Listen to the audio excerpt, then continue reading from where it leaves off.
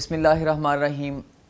मोहम्मद बिलाल आज़ाद के साथ आज फिर हम एक केमिस्ट्री का नया सिलसिला लेके चलेंगे। आपको याद है हमने चैप्टर 1 ख़त्म कर लिया था और आज हम इंशाल्लाह चैप्टर 2 स्टार्ट करेंगे। जो चैप्टर 2 है केमिस्ट्री का, ये एक्सपेरिमेंट्स के मुताल्लिक़ है। मतलब ये एक ऐसा चैप्टर है जो केमिस्ट्री लैब में यूज़ होता है। छोटा है, लॉन्ग क्वेश्चन नहीं आया करता, शॉर्ट क्वेश्चंस आया करते हैं, एमसीक्यूज आया करते हैं, लेकिन बड़े बेसिक शॉर्ट क्वेश्चंस इसके अंदर ज़रूरी हैं। आइए चेक करते हैं।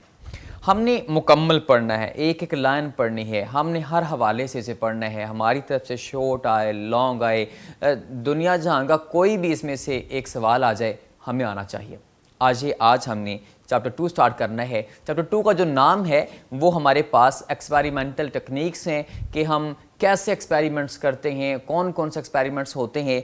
अब हमने इसमें जो सबसे पहले देखना है, आज ये देखते हैं कि सबसे पहले फ़िल्ट्रेशन देखेंगे कि चीज़ों को फ़िल्टर कैसे करते हैं। मतलब आप सादा सी एक बात देखिए, घर में चाय पीते हैं तो चाय के अंदर पत्ती जब होती है तो हम उसे साफ़ कर लेते हैं, पत्ती को अलहदा कर लेते हैं चाय में से। ये क्या है? ये आपने एक चीज़ फ़िल्टर कर ली है। आजकल आपको पता है पानी का मसला है, जो फ़िल्ट्रेशन होती है ये क्या होती है कि हम पानी के अंदर से फ़िल्टर करके फिर पानी यूज़ करते हैं, सॉलिड पार्टिकल्स को अलहदा कर लेते हैं। अगर हम इसके अलावा इसके बाद पढ़ेंगे क्रिस्टलाइजेशन पढ़ेंगे, फिर हम उसके बाद इंशाल्लाह सब्लिमेशन पढ़ेंगे, उसके बाद हम इंशाल्लाह सॉल्वेंट एक्सट्रैक्शन पढ़ेंगे और उसके बाद इंशाल्लाह क्रोमेटोग्राफी पढ़ेंगे। ये चैप्टर 2 जो सारे का सारा आपके सामने लिखा हुआ है, इसमें हमने ये 5 किस्म की टेक्निक्स पढ़नी है। उससे पहले कि अब हम यहाँ से फिल्ट्रेशन स्टार्ट करें, आए हम देखते हैं कि सबसे पहले एक केमिस्ट्री की ब्रांच है, वो क्या होती है? Analytical chemistry. हमने सबसे पहले देखना है कि ये जो हमने सारे एक्सपेरिमेंट्स पढ़ने हैं, इसे कौन सी केमिस्ट्री डील करती है? वो होती है एनालिटिकल केमिस्ट्री। एनालिटिकल का मतलब मैंने पहले भी बताया था, तजिया करना, जांचना, शनाख्त करना, पहचान करना, मालूम करना, जांच पड़ताल करना। ये जो एनालिटिकल केमिस्ट्री होती है, इसमें हम क्या करते हैं? हम एक कंपाउंड की खूबियाँ चेक करते हैं कि इसके अंदर क्या क्या है, कितना कितना है, उसकी क्वालिटी चेक करते हैं, उन चीज़ों की क्वांटिटी चेक करते हैं।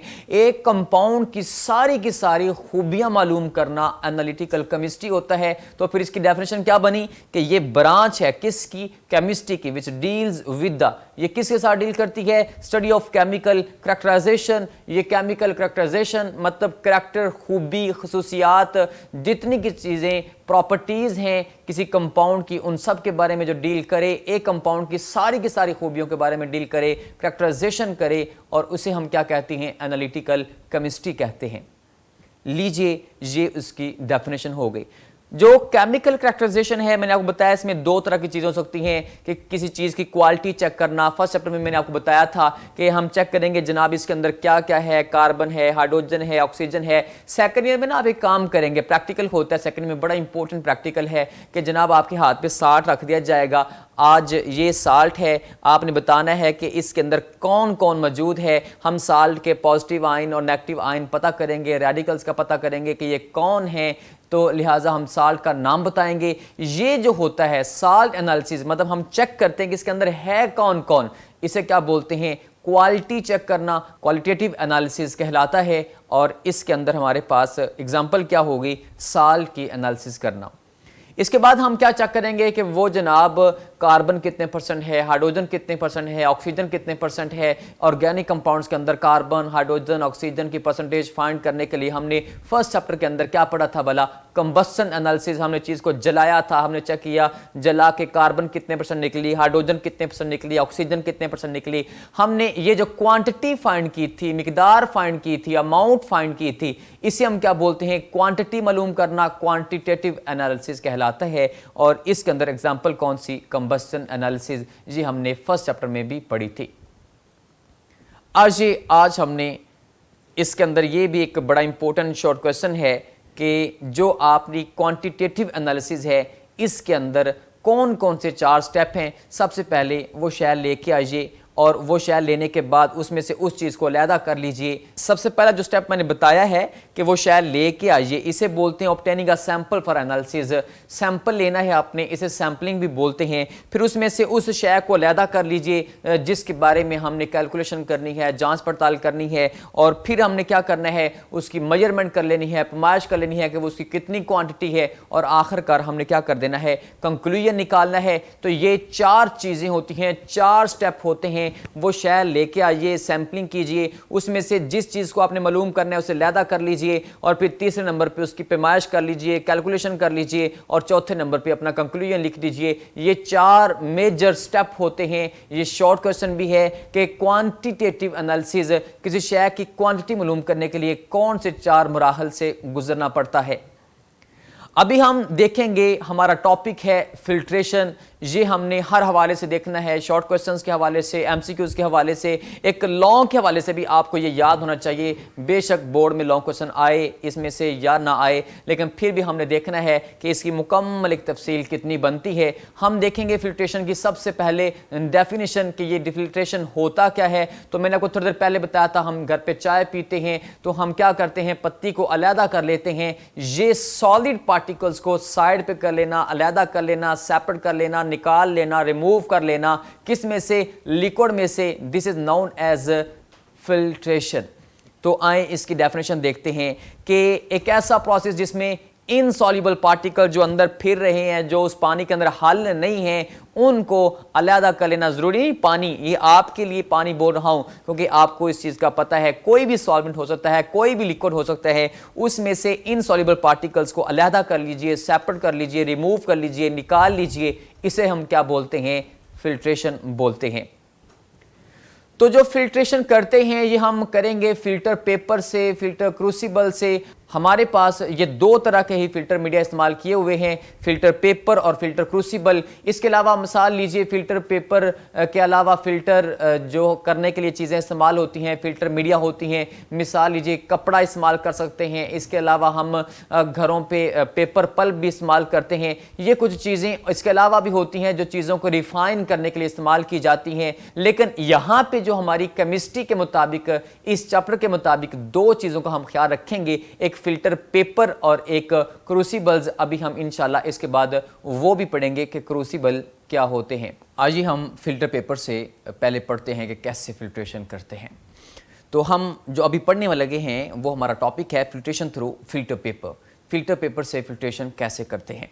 तो आपने क्या करना है, सबसे पहले एक एमसीक्यू याद रखना है कि ये एक स्लो प्रोसेस है। तो उसके बाद आपने याद रखना है कि हमने एक, ये हमारे पास ये फनल है, इस फनल के अंदर हमने ये फिल्टर पेपर एडजस्ट करके इसके अंदर लगाना है। अभी इस टॉपिक के फौरी बाद हम इंशाल्लाह पढ़ेंगे कि फिल्ट्रेशन जो होती है वो फिल्टर पेपर से, उससे पहले हमने इसको फोल्ड करना होता है। तो वो इसको फोल्ड कैसे करते हैं इंशाल्लाह अभी मैं आपको सिखाऊंगा कि इसे कैसे बनाते हैं, उसके अंदर कैसे लगाएंगे। तो हमने क्या करना है कि जब ये फिल्टर पेपर बन जाएगा, इसे फोल्ड करेंगे अभी, तो इसके अंदर हमने फिल्टर पेपर एडजस्ट कर देना है, लगा देना है। और उसके बाद फिर हमने क्या करना है कि जो चीज़ हमने फिल्टर करनी है उसका हमने सोल्यूशन तैयार किया हुआ है, वो हमने एक बीकर में ले लेना है। वो जो सोल्यूशन हमने तैयार किया हुआ है उसके अंदर ज़रात भी हैं, इम्प्योरिटीज़ भी हैं, और हमने क्या करना है, इसके अंदर फिल्टर पेपर लगाया हुआ है और हमने इसके ऊपर से ऐसे गिराना है। तो जब ऐसे गिराएंगे तो वो जो इम्प्योरिटीज होंगी वो क्या करेंगी, वो उस फिल्टर पेपर के ऊपर रह जाएंगी, और जो मेन चीज होगी वो किधर आएगी, वो इसके नीचे आ जाएगी। लिहाजा यहां पे वो चीज हासिल हो जाएगी, वो फिल्ट्रेट होगा, वो मतलब फिल्टर शुदा चीज होगी, मतलब उसके अंदर इम्प्योरिटीज मौजूद नहीं होंगी। ये था एक सादा सा तरीका किसका, फिल्ट्रेशन का। आए हमने देखते हैं, हमारे पास सॉल्वेंट पास कर जाता है, नीचे गुजर जाता है, जबकि फिल्टर पेपर के ऊपर कौन रह जाता है,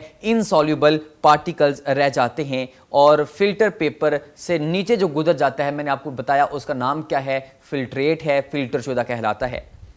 तो ये आपके सामने एक फिल्टर पेपर पड़ा है, ये अभी मैंने भी आपको दिखाया कि ये एक फिल्टर पेपर होता है। ये आपने मैट्रिक लेवल पे भी लैब के अंदर देखा होगा। ये फिल्टर पेपर है, इसमें इंतहाई बारीक नैनो माइक्रो के जो साइज़ के जो पोर साइज़ होते हैं वो हमारे पास पोरोसाइट्स कहलाते हैं। उन्हें मतलब जो सुराख हैं वो इंतहाई छोटे होते हैं, तो लिहाजा ये फ़िल्टर पेपर हम लैब में इस्तेमाल करते हैं। ये डिफरेंट पोरोसाइट्स के भी मिल जाते हैं।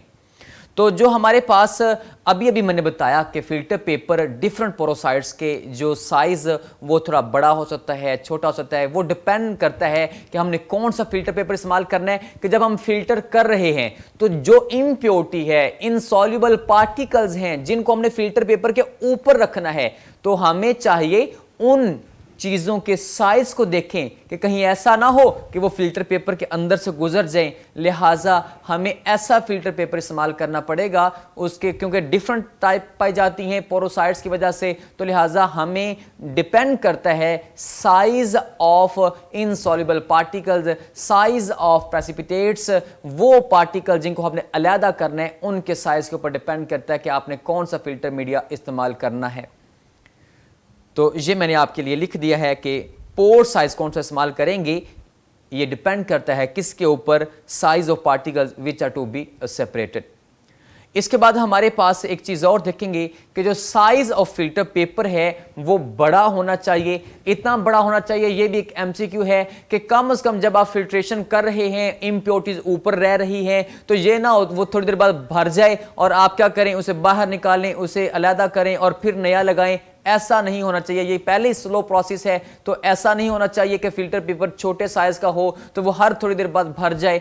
इतना बड़ा कम से कम साइज जरूर होना चाहिए कि जब at the end of filtration ये सारे का सारा जो भरा होता है, ये कोन के अंदर अगर मैंने रखा हुआ है, ये यहां पे इसके अंदर कोन के अंदर ये फिल्टर पेपर रखा हुआ है, तो कम से कम इस फिल्टर पेपर का हाफ तक फिल हो जाए, 1/4 टू हाफ तक फिल हो जाए, लेकिन इससे ज्यादा फिल नहीं होना चाहिए। उसके बाद हमारे पास जो फनल है वो भी बड़ी होनी चाहिए। ये है हमारे पास फनल, ये भी कम से कम इतनी बड़ी होनी चाहिए। कहता है कि इसका जो रिम है, मसलन अगर मैंने इसके अंदर फिल्टर पेपर फिट कर दिया, मिसाल लीजिए ये मैंने एक फिल्टर पेपर लिया, इसे मैंने बनाया, अभी मैं इंशाल्लाह बनाने का तरीका भी सिखाऊंगा। जब मैंने इसको बनाने के बाद इसके अंदर इमर्ज करने लगा, ये देखें ये फिल्टर पेपर मैंने इसके अंदर रख दिया है। ये लें, जब मैं फिल्टर पेपर इसके अंदर रखूंगा तो ये इसका जो रिम है ये फिल्टर पेपर से कम इतना ऊंचाई पे होना चाहिए कि एक कम से कम इसके अंदर 1 से 2 सेंटीमीटर ऊपर होना चाहिए। मतलब ये नहीं कि ये फनल भी बहुत छोटी नहीं होनी चाहिए, कि पेपर अगर बड़ा होना चाहिए तो ये जो फनल है ये भी कम से कम थोड़ी सी इतनी बड़ी होनी चाहिए कि ये इस पेपर की सरकमफेरेंस से, इसकी सतह से, इसके ऊपर वाले किनारे से 1 से 2 सेंटीमीटर अबव होनी चाहिए। ये ज़रूरी बातें हैं, कुछ हमने प्रिकॉशंस हैं, कुछ एहतियात हैं जो बरतनी हैं ड्यूरिंग द एक्सपेरिमेंट। उसके बाद हमने देखना है कि स्मूथ फिल्ट्रेशन के लिए कौन कौन सी चीज़ें हमें अपनानी पड़ेंगी। ये शॉर्ट क्वेश्चन भी है कि for the smooth functioning of the filtration के लिए, स्मूथ रखने के लिए हमें कौन से कामों का ख्याल रखना पड़ता है। तो सबसे पहली बात जिसका हमने ख्याल रखना है कि हमारे पास जो फनल है उसका स्टेम, ये जो स्टेम है ये हर टाइम भरा रहना चाहिए, ये स्टेम कहलाता है। तो ये आप इतना कम से कम इसको भरते रहें कि ये भरा रहना चाहिए ताकि स्मूथ फिल्ट्रेशन होती रहे। उसके बाद हमारे पास एक और बात का आपने ख्याल रखना है कि stem of funnel should be several inches long, ये इतना बड़ा होना चाहिए, इतना लंबाई वाला होना चाहिए कम से कम कि अगर हमारे पास ये बीकर है, ये हमारे पास रिसीविंग बीकर है, ये नीचे है, तो एक तो वो बीकर है ना जिसके अंदर सॉल्यूशन है और हम ऊपर से उसे डाल रहे हैं, तो ये हमारे पास बीकर है जिसके अंदर फिल्ट्रेट आना है। तो ये इतना बड़ा स्टेम होना चाहिए कि ये रिसीविंग बीकर के अंदर तक पहुंच जाए, कुछ हद तक अंदर पहुंच जाए। ये स्टेम भी बड़ा होना चाहिए। लिहाजा हमें स्मूथ फिल्ट्रेशन के लिए 2 बातों का ख्याल रखना है कि ये एक तो हर टाइम भरा रहना चाहिए, नंबर 2 ये रिसीविंग बीकर के अंदर तक पहुंचना चाहिए, और इसके बाद एक तीसरी भी बात है हमारे पास, ये जो बीकर की साइड है इसके साथ स्टेम, जो ये स्टेम है इसकी ये टिप है, ये इसके साथ टच करनी चाहिए। मतलब ऐसा नहीं होना चाहिए कि आप ये दरमियान में रख लें। अगर ये आप दरमियान में रखेंगे तो इससे क्या होगा कि स्प्लैशिंग होगी, छींटे मतलब बाहर आएंगी। तो जब, क्योंकि एसिडिक चीज़ें भी होती हैं, बेसिक चीज़ें भी होती हैं, तो हमने एहतियात बरतनी है कि ये जो स्टेम की टिप है ये साइड ऑफ बीकर के साथ ऐसे टच करनी चाहिए।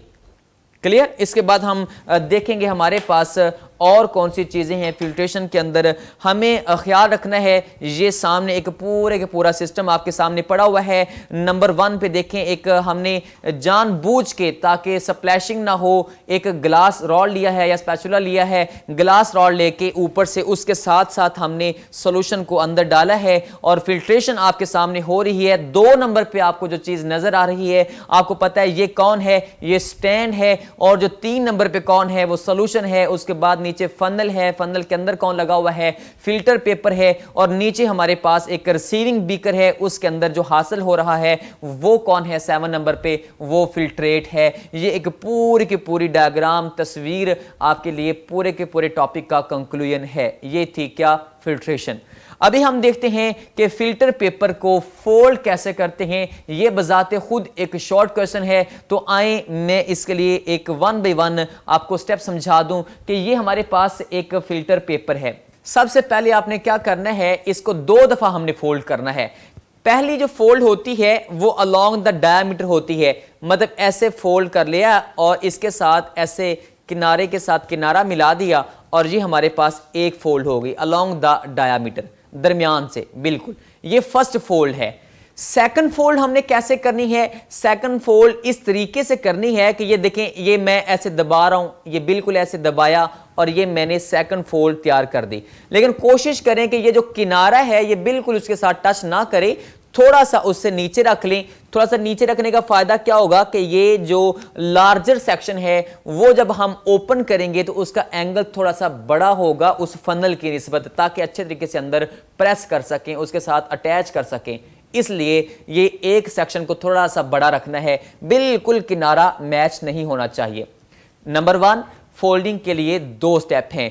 पहली फोल्ड अलोंग द डायामीटर, दूसरी फोल्ड इस तरीके से कि हम किनारे बिल्कुल साथ नहीं मिलने चाहिए। फिर हमने क्या करना है, लार्जर जो सेक्शन है यहां से ओपन कर लीजिए। जब यहां से ओपन करेंगे, मतलब लार्जर सेक्शन से ओपन करने का मतलब क्या है कि देखें, ये हमारे पास ये पेपर था, ये जरा वापस आए एक दफा, ये देखें ये पेपर था, ये फर्स्ट फोल्ड है, ये हमारे पास ये देखें ये सेकंड फोल्ड है।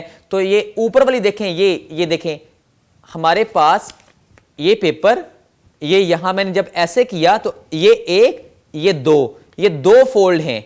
तो लिहाजा जब मैंने ऐसे किया तो ये ऊपर वाली 2 फोल्ड और नीचे से भी 1 फोल्ड पकड़ें और ये एक साइड पे कर दें, और तीसरी फोल्ड जो है वो भी उसके साथ मिल गई, तो चौथी फोल्ड एक साइड पे हो गई। मतलब 3 थिकनेस हाफ वे कर लें और 1 थिकनेस हाफ वे कर लें।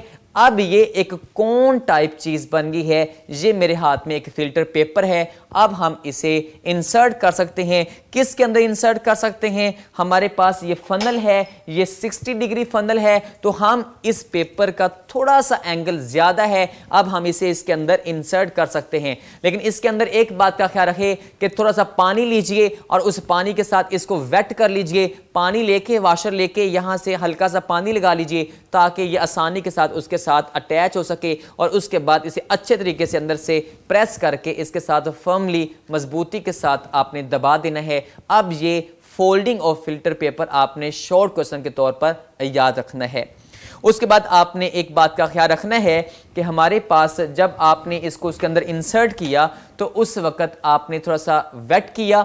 और एक और बात है कि ये स्लो प्रोसेस है, तो आप एक ऐसी चीज़ भी यूज़ कर सकते हैं, जेंटल सक्शन यूज़ कर सकते हैं। वो जो नीचे हमारे पास पहले मैंने कहा था रिसीविंग बीकर रख लीजिए, तो ये आपके सामने एक मैंने सिस्टम बनाया है। इसके अंदर एक बशनर फनल इस्तेमाल की गई है और हमारे पास एक रबड़ की बंग भी इसके साथ लगाई हुई है। ये देखें ये रबड़ जिसकी मदद से हमने फनल को पकड़ा हुआ है, और ये देखें ये हमारे पास साइड पे, ये बात मैं जो आपको बताना चाह रहा हूँ कि ये सक्शन इस्तेमाल कर सकते हैं। मतलब एक चीज़ के साइड पे जब हम सक्शन लगा देंगे तो सक करेंगे, चीज़ को ज़ोर से खींचेंगे, तो हवा जब ऐसे बाहर खींचेंगे तो ऊपर से जो हम चीज़ डाल रहे हैं, सोल्यूशन है, वो तेज़ी के साथ नीचे जाना शुरू कर देगा। इस तरीके से फिल्ट्रेशन को थोड़ा सा तेज़ किया जा सकता है। अभी हम देखेंगे हमारे पास जो फ्लूटेड फिल्टर पेपर क्या होता है। फिल्टर पेपर की यहां पे हमारे पास दो टाइप्स बताई हुई हैं, एक सिंपल और इसके बाद fluted filter paper. Fluted filter paper क्या होता है, ये हमारे पास अभी मैं आपको तरीका सिखाता हूं, ये कैसे बनाते हैं। ये ऐसे ही समझिए, फर्ज करें कि यही अगर मेरे पास फिल्टर पेपर है तो हम इसे ऐसे फोल्ड किया हुआ है, एक और फोल्ड कीजिए, फिर इसके एक और फोल्ड कीजिए, फिर इसकी एक और फोल्ड कीजिए। ये सादा तरीन तरीका मैंने आपको बताया। तो फिर इस तरीके से हम इसको जिग जैग मैनर में ओपन करेंगे और ओपन करने के बाद हम इसे एक को अंदर करेंगे, एक परत अंदर करेंगे, एक बाहर निकालेंगे, एक अंदर करेंगे और एक बाहर निकालेंगे। इस तरीके से हम इसको करते जाएंगे और ये एक जिग जैग बन जाएगा। ये देखें, ये एक जिग जैग बनता जा रहा है इस तरीके से। ये एक तरीका है, अभी मैं आपको सिखाता हूं कि ये हमने कैसे बनाना है। लिहाजा हमें पता है, एक ये देखें, एक अंदर की तरफ आ रही है परत, फिर एक बाहर की तरफ जा रही है, फिर अंदर की तरफ आ रही है, फिर बाहर की तरफ जा रही है। मतलब इसे कहते हैं elevation depression, elevation depression, elevation depression. तो लिहाजा हम एक फैन लाइक स्ट्रक्चर बनाते हैं। This is known as fluted filter paper, इसे फ्लूटेड फिल्टर पेपर बोलते हैं। तो फ्लूटेड फिल्टर पेपर क्या है, जिसमें एलिवेशंस और डिप्रेशंस होते हैं। और ये मैंने आपके सामने एक तस्वीर भी बनाई है, हम इसे कैसे फोल्ड कर सकते हैं। एक करें, फिर दो करें, फिर तीन करें, फिर चार करें, ज्यादा सारी करके उसके बाद उसे ओपन करें। और ओपन करने के बाद वो देखें, आपको ये एरो हेड से मैंने समझाया कि एक परत को अंदर की तरफ ले जाएं, एक को बाहर की तरफ, एक को अंदर की तरफ, एक को बाहर की तरफ, एलिवेशन डिप्रेशन, और वो ये वाली शक्ल बन जाएगी। इसका हमें फायदा होगा, अभी बताता हूं एमसीक्यू के तौर पर, कि इसका सरफेस एरिया ज्यादा हो जाता है, जिससे फिर फिल्ट्रेशन तेज हो जाती है। ये शॉर्ट क्वेश्चन भी और एमसीक्यू भी याद रखना है कि हम कैसे फिल्ट्रेशन को तेज कर सकते हैं। सबसे पहले बताया आपको सक्शन के जरिए, नंबर 2 फ्लूटेड फिल्टर पेपर के जरिए, नंबर 3 हम इंशाल्लाह अभी इसके बाद क्रूसिबल्स पढ़ेंगे, वहां पे बताता हूं कि क्रूसिबल से फिल्ट्रेशन कैसे तेज की जा सकती है। तो ये जो फ्लूटेड फिल्टर पेपर है, ये अभी हम देखते हैं कि कैसे बनाते हैं। मैं सादा तरीन तरीका आपको दिखाने लगा हूं कि आप अपने लैब के अंदर इसे आम पेपर से कैसे तैयार कर सकते हैं। लीजिए, हमारे पास सबसे पहली फोल्ड हमने की अलोंग द डायामीटर, और हमने जब इसे बिल्कुल पहले बनाया था वैसे ही अभी हमने उसके बाद क्या किया, उसे दूसरी दफ़ा हमने फिर आपके सामने फोल्ड किया, और फिर आप क्या करें, तीसरी दफ़ा उसे अंदर दरमियान तक फोल्ड करें, और एक और हमने फोल्डिंग बना दी, और दूसरी साइड से भी बिल्कुल वैसे ही करें दरमियान तक। और अब हमने ये कम से कम 4 एलिवेशन डिप्रेशन कर लिए, और जो अभी आप इसी तरीके से एक और बनाएं और इसी तरीके से उसे एक और फोल्ड करें, और ये बार बार फोल्ड करने से ये अब हम क्या करें, एक जिग जैग मैनर तैयार करें। दूसरी साइड से बिल्कुल ऐसे ही 2 स्टेप दोहराएं, उस फोल्ड को डबल करके, और फिर उसे एक और फोल्ड बना दें। अब ये हमारे पास एक जिग जैग मैनर में एक चीज बन गई है। ये फ्लूटेड फिल्टर पेपर कहलाता है। और इसे ये क्या है, ये फ्लूटेड फिल्टर पेपर जिसमें एलिवेशन डिप्रेशन तैयार हो गई है। ये हमारे पास एक सादा तरीन हमने फ्लूटेड फिल्टर पेपर तैयार कर लिया है। ये लीजिए, एक साइड से किनारा क्योंकि बाहर निकल रहा था, हमने क्या किया, उसे अंदर तरफ कर लिया। अब दूसरी साइड पे वो किनारा बाहर निकल रहा था, आप क्या करें, उसे भी अंदर की तरफ कर लें, और अंदर करने के बाद अब ये हमारे पास एक पूरे का पूरा फ्लूटेड फिल्टर पेपर तैयार हो गया है। आप इसे फनल के अंदर इंसर्ट कीजिए, और इंसर्ट करने के बाद आप देखिए कि फिल्ट्रेशन कितनी तेज़ हो गई है। क्यों? क्योंकि इससे सरफेस एरिया ज़्यादा हो जाता है। ये MCQ भी याद रखना है आपने। उसके बाद हम देखेंगे फ्लूटेड फिल्टर पेपर के, ये आपके सामने किस फाइनल तस्वीर थी, और MCQ के तौर पर हमने बताया कि ये फैन लाइक स्ट्रक्चर है, और इसके अंदर सरफेस एरिया ज़्यादा होने की वजह से फिल्ट्रेशन तेज़ हो जाती है। अभी हम देखेंगे कि क्रूसिबल्स कितने टाइप के पाए जाते हैं। 2 तरह के क्रूसिबल पाए जाते हैं, गूज क्रूसिबल और सिंटर्ड ग्लास क्रूसिबल। ये क्या होते हैं, अभी हम देखते हैं। सबसे पहले गूज क्रूसिबल क्या है, ये मिट्टी का बना होता है। ये सामने आपके चाय के कप की तरह नजर आ रहा है। इसका बॉटम देखें, जो पैंदा है इसका बॉटम वो सुराखदार है। वहां पे सुराखों के ऊपर हम क्या रख सकते हैं, फिल्टर पेपर रख सकते हैं। फर्ज कीजिए इस वक्त मेरे पास मौजूद नहीं था, इसलिए ये फर्ज कीजिए यही एक गिलास है, तो इसका जो बॉटम है ये सुराखदार है। तो हम क्या करेंगे, इसके अंदर ही फिल्टर पेपर को इंसर्ट कर देंगे। मतलब फिल्टर पेपर उन सुराखों के ऊपर ऐसे रख देंगे, उसके साइज का कट किया हुआ ऐसे अंदर ले जाएंगे, और यहां पे वो फिल्टर पेपर आ जाएगा। इस तरीके से इसका इस्तेमाल किया जाता है। ये जो गूस क्रूसिबल है, मैंने आपको अभी बताया कि ये मिट्टी का बना होता है और इसके बिल्कुल साइज का कट करके फिल्टर पेपर भी इस्तेमाल किया जा सकता है। और हाँ, इसके बॉटम पे हम पेपर पल्प भी इस्तेमाल कर सकते हैं। पेपर गूदा जो होता है वो भी फिल्ट्रेशन के लिए इस्तेमाल किया जाता है। उसके बाद हमारे पास गूज क्रूसिबल के अंदर आपने एक बात क्या रखनी है कि हम सक्शन भी इस्तेमाल कर सकते हैं। थोड़ी देर पहले भी मैंने आपको बताया कि फिल्ट्रेशन को तेज करने के लिए सक्शन का इस्तेमाल किया जाता है। ये तस्वीर को जरा गौर से देखिए कि ये ऊपर हमने गूज क्रूसिबल रखा हुआ है और ये यहाँ पे ये सक्शन के लिए इस्तेमाल कर सकते हैं कि साइड पे हम पाइप लगा देंगे और वैक्यूम लगा देंगे और जब इसे यहाँ से सक करेंगे तो ऊपर से फिल्ट्रेशन को तेज किया जा सकता है। ये कौन था? गूज क्रूसिबल। लेकिन इसका फायदा क्या है? इसका सबसे ज्यादा फायदा ये है कि इसे प्रोसेस तेज भी किया जाता है और इसका एक और भी फायदा ये है कि हम जब फिल्ट्रेशन करते हैं तो उस वक्त वो पहले वाली स्लो थी और उसमें फिल्टर पेपर तैयार भी करना पड़ता था। इसमें एज सच मतलब इतना ज्यादा नहीं तैयार करना पड़ा है थोड़ा सा, लेकिन उसकी निस्बत काम जल्दी हो सकता है कि हमने वो गिलास पकड़ा है और उसके ऊपर फिल्टर पेपर रखा और अंदर इंसर्ट किया और स्टार्ट कर दी और यहाँ पे सक्शन का भी इस्तेमाल कर सकते हैं। इसका कि सबसे बड़ा जो फायदा है वो ये है कि यहाँ पे हम ऐसी चीजों को फिल्टर कर सकते हैं जिनको आग पकड़ लेती है, इनफ्लेमेबल होते हैं, जिनको शोला पकड़ लेता है, ऐसे एसिड्स और बेसिस, HCl है, KMnO4 है, उनको आग पकड़ लेती है, उनको हम आसानी के साथ यहां से फिल्टर कर सकते हैं। तो लिहाजा जो गूज क्रूसिबल है ये ऐसी चीज़ों को फिल्टर करने के लिए ज़्यादा अच्छा है जिनको हाई टेम्परेचर पे गर्म करना पड़ता है। मसलन HCl है, KMnO4 है, इनके लिए हम एस्बेस्टॉस का भी इस्तेमाल कर सकते हैं। ये आपके सामने मैंने एक तस्वीर बना दी है। ये देखें, ये हमारे पास गूज क्रूसिबल है। तो यहाँ पे देखें, ये हमारे पास परफोरेटेड प्लेट लगी हुई है, लेकिन इसके ऊपर और नीचे हमने एस्बेस्टॉस रख दिया है। ये क्या करता है? ये एक ऐसी शय है, इससे ऐसे कपड़े भी बनते हैं जिनको आग नहीं पकड़ती। मतलब ये एक ऐसी शय है जो बचाती है किससे? आग लगने से। हम इससे ऐसी चीजों को फिल्टर कर सकते हैं जिनको आग पकड़ लेती है। तो आपने MCQ के तौर पर याद रखना है कि HCl और KMnO4 वगैरह जो ऑक्सीडाइजिंग एजेंट्स हैं उनके लिए कौन सी चीजें इस्तेमाल करते हैं। तो आपने याद रखना है उनके लिए हम यहाँ पे एस्बेस्टॉस का इस्तेमाल करते हैं। इसके बाद हमारे पास एक और भी क्रूसिबल है, सिंटर्ड ग्लास क्रूसिबल। ये बिल्कुल ग्लास शीशे का बना होता है और इसके नीचे एक ग्लास डिस्क लगी होती है, वो फिक्स होती है और उसी में सुराख होते हैं और वो हर किस्म की डिस्क मिल जाती है, इंतहाई बारीक, नैनो में, माइक्रो में, मतलब फेम्टो में, वो जितने भी इंतहाई बारीक साइज वाली आप खरीदना चाहते हैं उसी साइज के हिसाब से वो जो पोर्स होते हैं वैसे ही हर पोर साइज के लिहाज से डिस्क बाजार में पाई जाती है। मतलब ये उससे भी तेज प्रोसेस है, इसको बिल्कुल ही नहीं तैयार करना पड़ा। बस आपने ग्लास पकड़ा, उसके अंदर पहले से सुराख है, उसे रखा, उसे फिट किया और उसके अंदर आपने फिल्ट्रेशन स्टार्ट कर दी। ले ये मैं आपको इसकी तस्वीर दिखाता चलूं कि ये हमारे पास कौन है। ये सिंटर्ड ग्लास क्रूसिबल है।